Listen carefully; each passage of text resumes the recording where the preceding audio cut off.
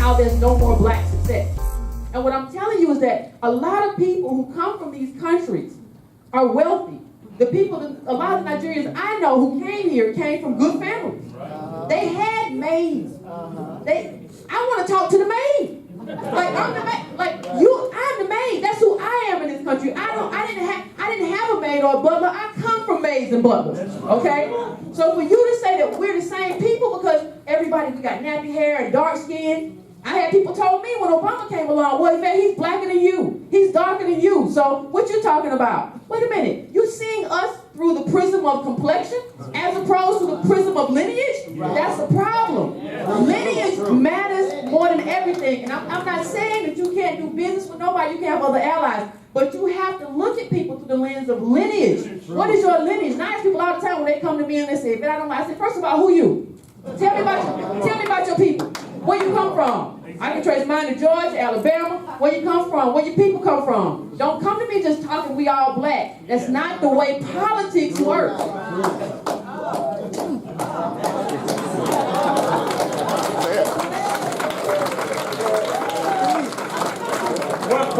What attracted me to you was that you were conveying and articulating a message that is not a part of mainstream media. Even the black talking heads on MSNBC and CNN are not talking a race-centric message, the message that you're talking.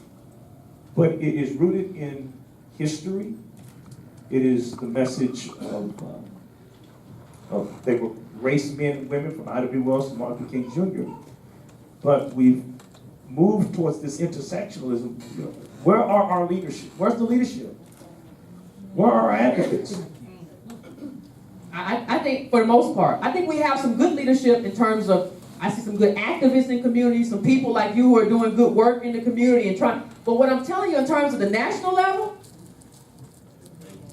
they're bought.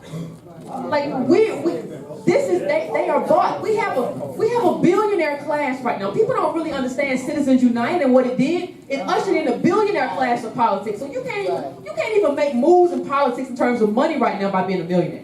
Millionaire is small potatoes. Peter Thiel, who you all know he's a billionaire, PayPal, all that success. And he said the reason he stood up for Hulk Hogan in terms of that Gawker media trial.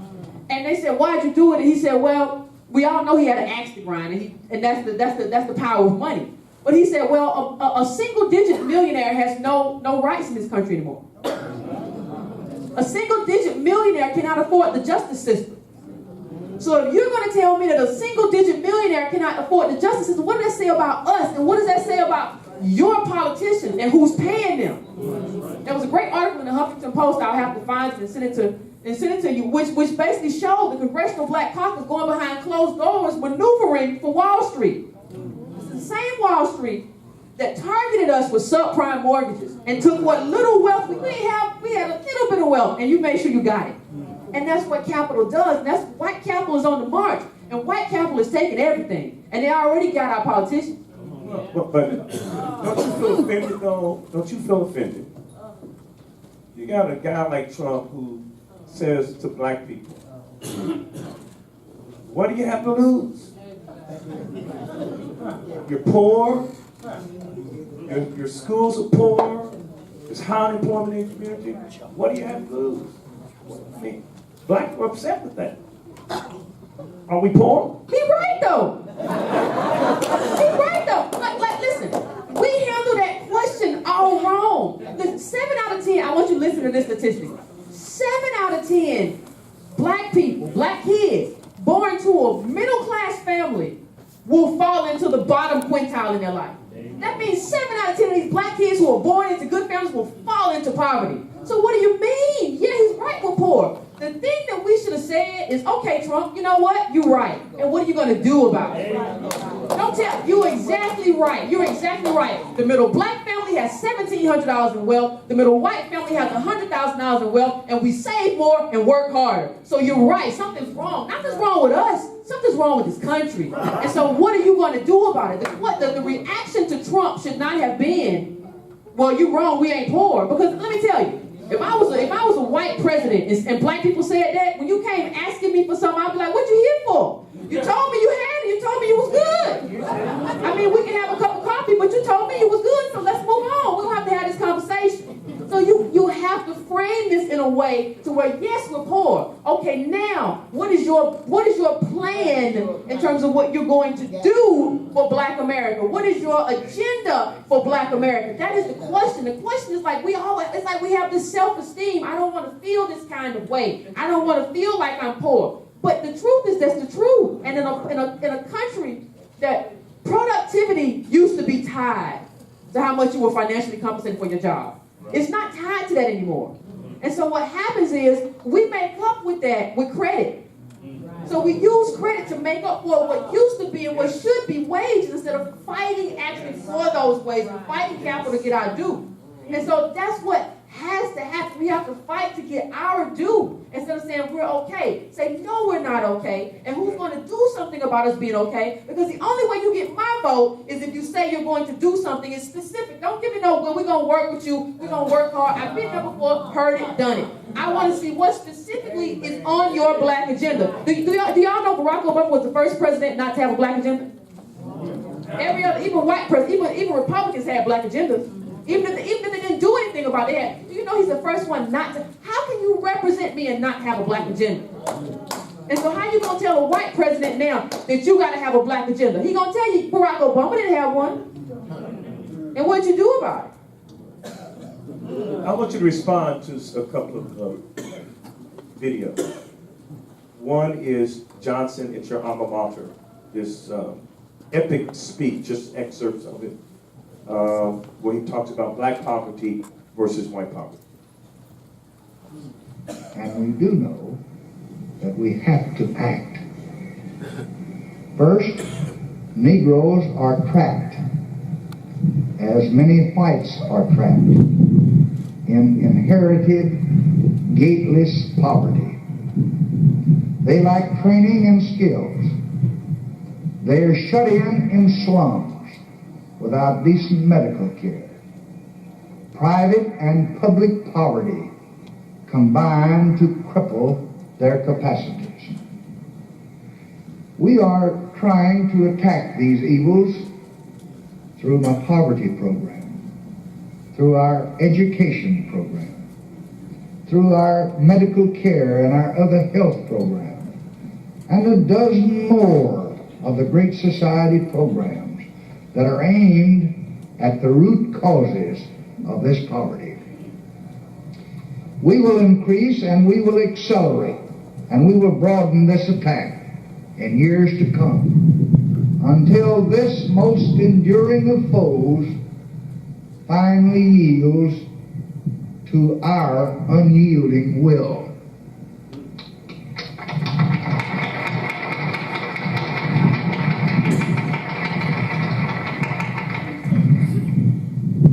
There is a second cause, much more difficult to explain, more deeply grounded, more desperate in its force.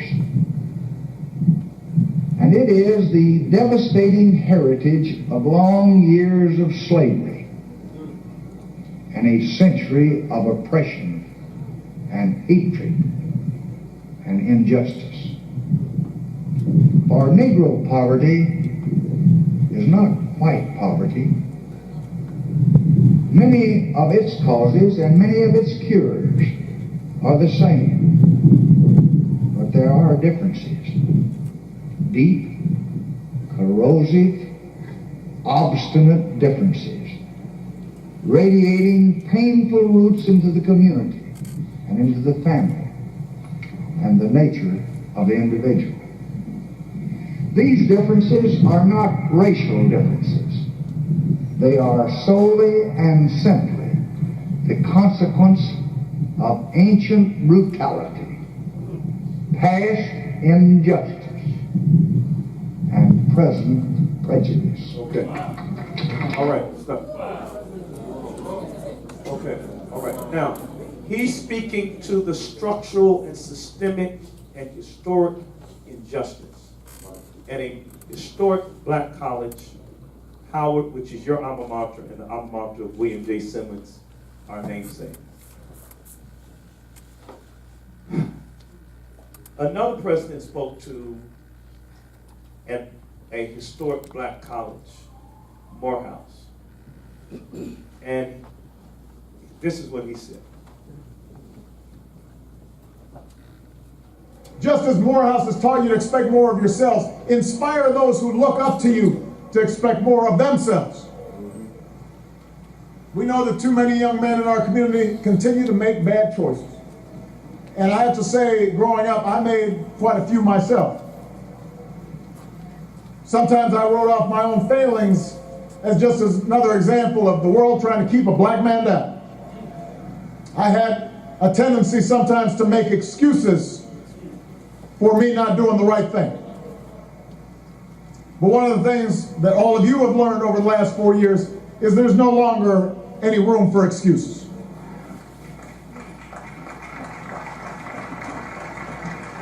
I understand there's a common fraternity creed here at Morehouse. Excuses are tools of the incompetent used to build bridges to nowhere and monuments of nothingness. Well, we've got no time for excuses. Not because the bitter legacy of slavery and segregation have vanished entirely, they have not. Not because racism and discrimination no longer exist. We know those are still out there. It's just that in today's hyper-connected, hyper-competitive world with millions of young people from China and India and Brazil, many of whom started with a whole lot less than all of you did, all of them entering the global workforce alongside you, nobody is going to give you anything that you have not earned. Nobody cares how tough your upbringing was. Nobody cares if you suffered some discrimination. And moreover, you have to remember that whatever you've gone through, it pales in comparison to the hardships previous generations endured, and they overcame them. And if they overcame them, you can overcome them too. Okay, stop. So we have overcome. But he said they overcame. They overcame it with government, and that's what you are. You're the president. They didn't overcome it by themselves, and we still haven't overcome. But the stuff that they did get, the gains that they did get, they got those gains because LBJ said what he said and did what he did. Yeah. This man came to power. Like, I can't tell you how offended I was when I watched this video the first time. I watched it live because somebody told me he's giving a speech right now. Turn over. I turned over live and watched this man say something in front of black kids he would never say in front of white kids. You have never seen Obama go to... Or gays. Or gays or anybody. Yeah. He would never. You have never seen the Jewish community. He would never go into Stanford, never go to Harvard and tell them what they don't deserve and what they're not entitled to. Especially since what they're going through is a systemic failure. Listen, those incarceration numbers, and when we look at the number of black people who are in poverty, and we look at black women in eviction and stuff like that, when we look at all those numbers, you don't get numbers that big with an individual failure. Those numbers get to be that big because of a systemic failure. That's a systemic failure. And Barack Obama wanted to be the black daddy of black men. That's not your role. That was never his role. His role was political. You were the president of the United States. And what you did when you showed up to Morehouse is tell a lot of black men who achieved beyond the odds to get a college education. You told them what the government wasn't going to do, instead of what the government was going to do to make sure that you're treated fairly. What is the government going to do to make sure that you can get a job as a Morehouse grad? We see that black people who go to school and get a graduation, get a degree, don't even have the same odds as a white person who didn't get a degree. Instead of telling me, Mr. Obama, what you're not going to do, how don't you tell me what you are going to do to make sure that we're treated fairly by employers? Instead of telling me what you're not going to do and not going to see in terms of excuses, why don't you commend me for how I got here against the odds to be standing here in the rain at a college? Why don't you do that? And you know why he can't do that? Because he's not anchored in our history. He doesn't understand that. I have said, I'm sure most everybody in this room, you sat beside old black people listening to them. You know, I had a great aunt just passed. She was 93. The last time I visited her, she was talking about how the KKK used to ride down the street and set stuff on fire. So I understand that from an experiential point because that's who my ancestors were. If I was growing up with a white mother in Indonesia, maybe things would have been different. I may not have understood. But what he did was basically tell a bunch of black people what government is not going to do for you. But compare that to LBJ. LBJ said Negro poverty is different than white poverty. That is true. We live in more concentrated poverty areas. We have food deserts. It's different. And the second difference is our whole race is flat. Like there's a great graph if you've ever seen my YouTube show that shows that our race is flat in terms of economics. You see at the end of that chart that has all the races, the Latinos are ebbing up. Ask yourself, how does a community of immigrants just got here do better than people who've been here 400 years? Just to 65. Yeah. How do you get that? The only way you get that is if one group has become part of an underclass. And the only way that we get out of this is by government saying, listen, you have to give these people contracts. You have to hire them. You see the SBA, I talked a lot about this, the SBA loans the government gives out. Under Barack Obama, black companies got 1% of those loans.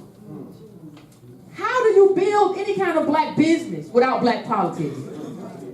You can't do it. You can't address any of that stuff that LBJ said. And the thing is that LBJ said, the reason he was telling people about this, he was not saying this because he thought this was a handout. He understood that we've been robbed. You're not getting a handout when somebody gives you that back. Like it's like imagine yourself running down the street and somebody snatches your pocketbook or wallet, right? And then you catch up to them and you say, give me my stuff back. And they say, what you want a handout for? No, that's my stuff. You took it. That's my stuff. And so, you know what? It's our stuff. It's our stuff. It's our stuff. I mean, like people don't understand that during these periods, we talk about Reconstruction, we can talk about slavery. The most important part is that there were no rights that black people had that any white person was bound to respect. That's what Taney said. What you have when you read that Ta-Nehisi Coates piece about reparations, people just come on our land and take it. People just say, I want that mule. It's going to be my mule now. And so that was all taken from us. When you talk about Black Wall Street, I don't like you having this. There's a great book of 1919 which talks about how black people had to take up arms and get guns to try to protect themselves, and they still couldn't do it because these white people got more guns and more arms. But now you're telling me that I should be asking for a handout? This is my stuff. And that's what we have to keep saying, because they love to tell you don't ask for a handout. What are you asking for a handout for? You took this from me. I want it back. And the only way you make me whole is through economics. You don't make me whole by saying, well, white people have better attitudes. I don't care about your attitude. Where's my money?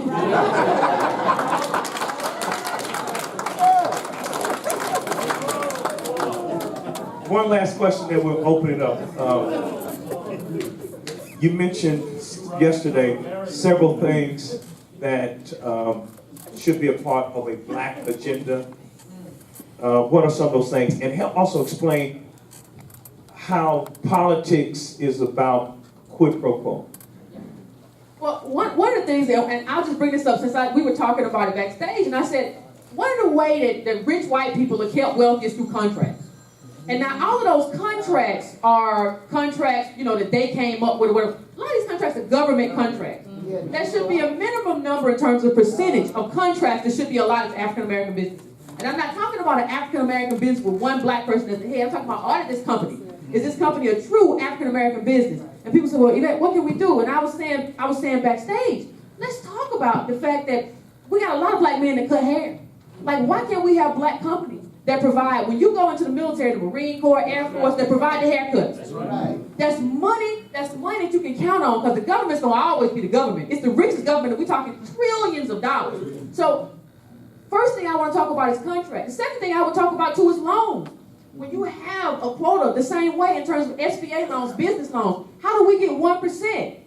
And people say, well, maybe we don't know. We might not know what we're doing. We come from slaves. I understand that. White people get to mess up all the time, and they don't even come from slaves. They say, well, that's part of learning business. You fail and you make mistakes. I don't have the money to make a mistake. Give me the money to make a mistake and start over and be like, well, Pastor, I tried, but I'm going to do it again. I'm going to redo my business plan. I I don't, people say we need black people to be successful. I need the opportunity to fail and not be on the street.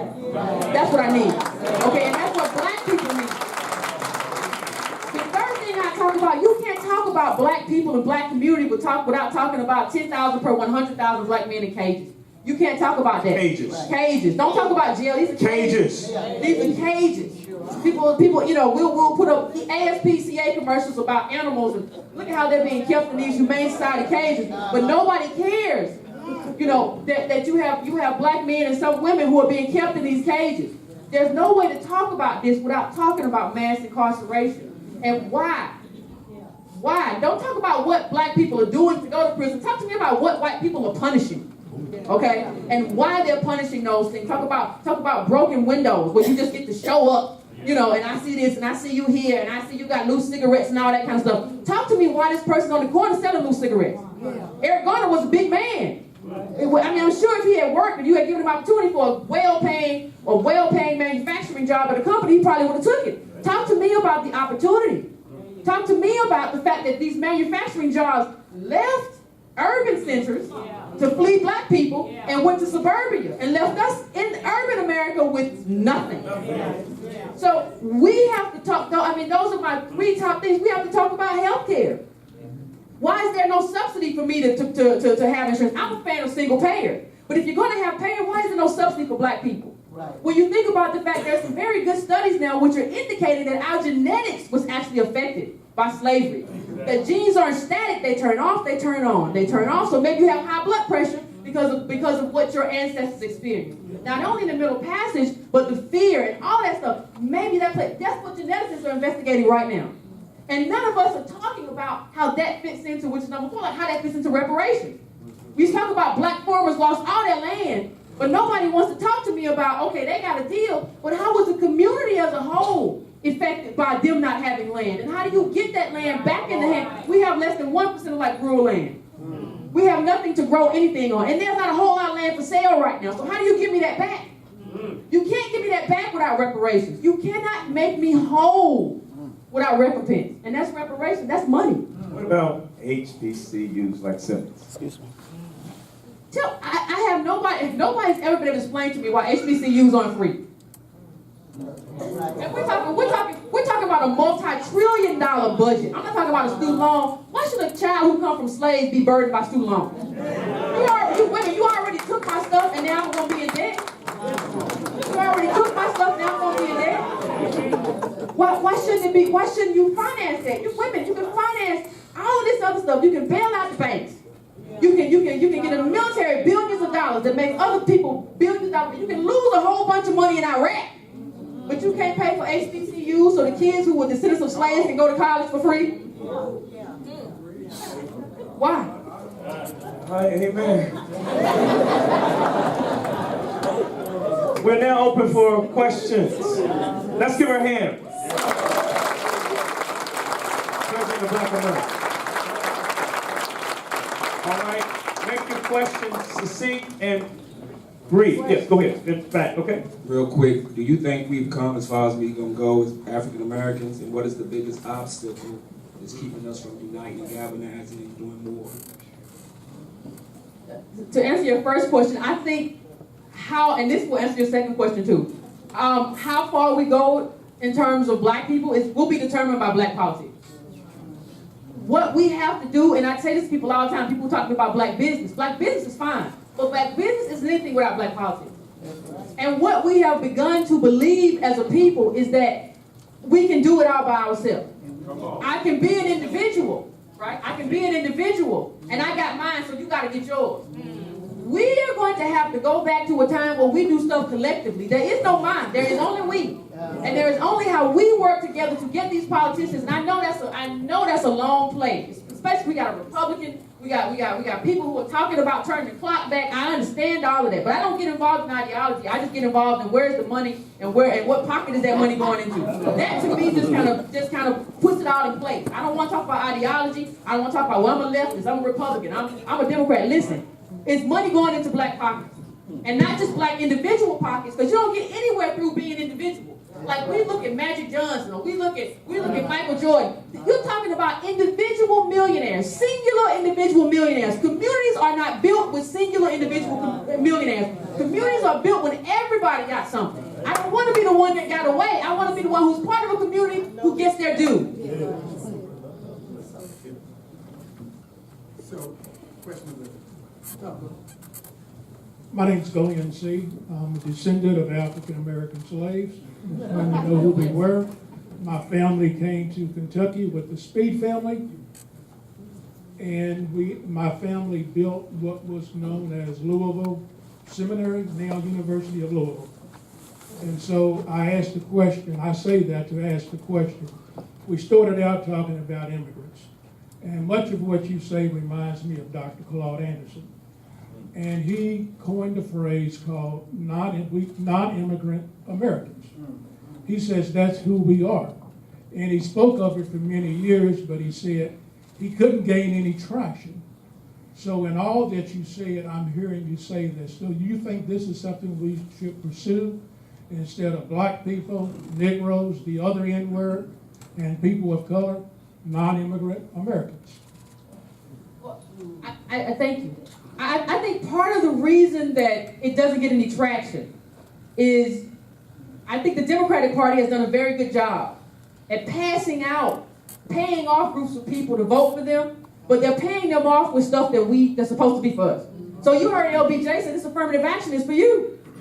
Now, he wasn't talking about multicultural. No, he wasn't talking about multiculturalism. He wasn't talking about what Barack Obama was talking about. Barack Obama was talking about multiculturalism. Right. He said, no, you people, you African-American people who are descendants of slaves, this is for you. He said that. And why do you think he gave that speech at Howard University? Because he was saying this is for you. So I think what the Democratic Party has done, they've told us that these bad Republicans are going to take over. If we start to see ourselves as an independent group, we have to get together with other people of color and elect Democrats. But nobody ever talks about what the Democrats are supposed to do once they've been elected. We just say we have to do what's in the best interest of all people. Well, the thing about it is nobody else thinks that way. There's no group who comes to fruition and says, I want to do what's best for everybody. Everybody understands that my group is priority. Doesn't mean I don't stand with other people. Or I can't have other coalitions with poor white people. I can't have other coalitions with anybody. And when you talk about poor white people, the thing about white people in terms of numbers is that they have a true group, which means that they have classes. They have a super rich, 1%. They have rich, they have wealthy, upper middle class, lower middle class, and poor people. We don't have levels. We have a flat race where most of us on the bottom, and the 0.01% is Oprah Winfrey and Magic Johnson. And when you look at data, when you look at how you count data, they don't even matter. You cut off the top 5 and the bottom 5 in data. So they don't even matter in terms of community. But to your question, I think that the Democratic Party has lulled us into believing that in order for us to keep out racists, we have to somehow become part of this panacea of just people who have nappy hair or picnic, and we're all the same. And I think you have to talk to people about the claim, not the fact that we think we're better than you. You know, I heard other people. You bet you think you're. You know, it's funny how many friends I lost who were black, who were either Latinos or they were black, who were like, well, the minute I cart myself off and say, well, this is for African Americans. I didn't know you was xenophobic. You hate immigrants. No, I don't. I'm just saying that this thing right here is for us.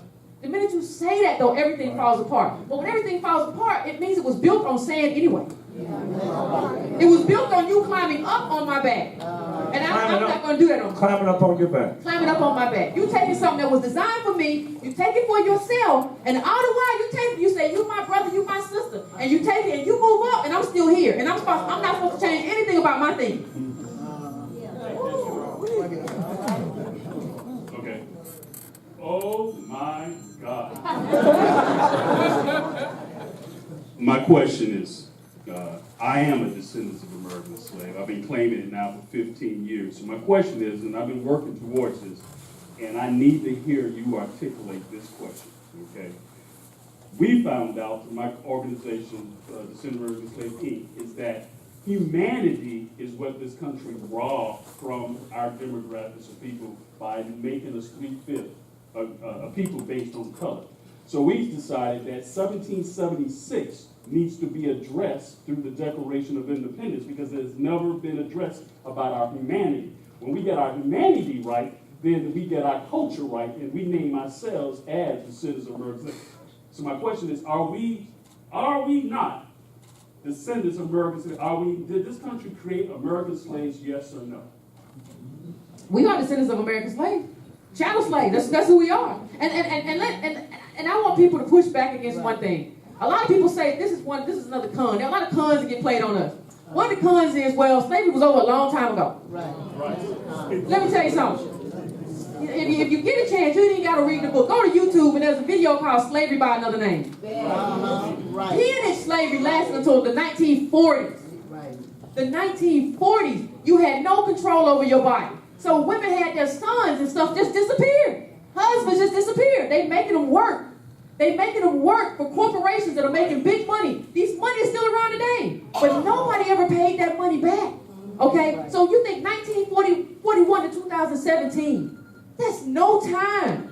And you have people who are telling you that this should be over with. We shouldn't talk about this anymore. No, we should ramp up this conversation. You're flooding in with immigrants. You got lawsuits. You got lawsuits right now in Illinois. You have lawsuits in the South. There's a temp agency, and black people are suing, saying that these temp agencies prefer Latinos. They don't call me back. I go in there with a bunch of Latinos and I don't get hired. But nobody wants to talk about that.